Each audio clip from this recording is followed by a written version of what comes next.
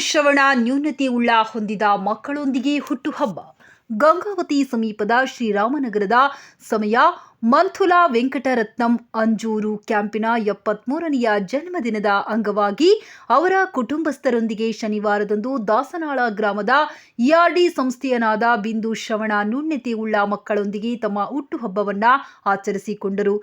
ಸದರಿ ವಿಶೇಷ ವಸತಿ ಶಾಲೆಯ 70 ಮಕ್ಕಳಿಗೆ ಅನ್ನ ಸಂತರ್ಪಣೆ, ಚಳಿಗಾಲದ ಪ್ರಯುಕ್ತ ಹೊದಿಕೆಗಳು ಸಮರ್ಪಿಸಿ ಸಂತಸ ಪಟ್ಟರು. ಈ ಸಂದರ್ಭದಲ್ಲಿ ಮಾತನಾಡಿದ ಅವರು, ಶ್ರವಣ ನ್ಯೂನತೆ, ಬುದ್ಧಿಮಾಂದ್ಯತೆ ಯಾವುದೇ ಶಾಪದಿಂದ ಬರುವಂತದ್ದಲ್ಲ. ಅಂತಹ ಮಕ್ಕಳ ಜನನ ತನ್ನದೇ ಆದ ವೈಜ್ಞಾನಿಕ ಕಾರಣಗಳನ್ನು ಹೊಂದಿರುತ್ತದೆ. ಜೊತೆಗೆ ಅಂತಹ ಮಕ್ಕಳಲ್ಲಿ ಆತ್ಮವಿಶ್ವಾಸ ಸಾಧಿಸುವ ಛಲ ಹೊಂದಿದ್ದು ಅತ್ಯುತ್ತಮವಾದ ಸಲಹೆ, ಮಾರ್ಗದರ್ಶನ, ಪ್ರೀತಿ, ವಾತ್ಸಲ್ಯಗಳಿಂದ ಸಮಾಜದ ಮುಖ್ಯವಾಹಿನಿಗೆ ತರಬಹುದಾಗಿದೆ ಎಂದರು.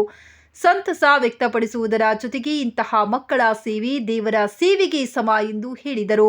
ಈ ಸಂದರ್ಭದಲ್ಲಿ ಸುಧಾ ಪಾಟೀಲ್, ಕೇದಾರನಾಥ್ ಸ್ವಾಮಿ ಸೇರಿದಂತೆ ಶಿಕ್ಷಕರು, ಕುಟುಂಬಸ್ಥರು ಪಾಲ್ಗೊಂಡಿದ್ದರು.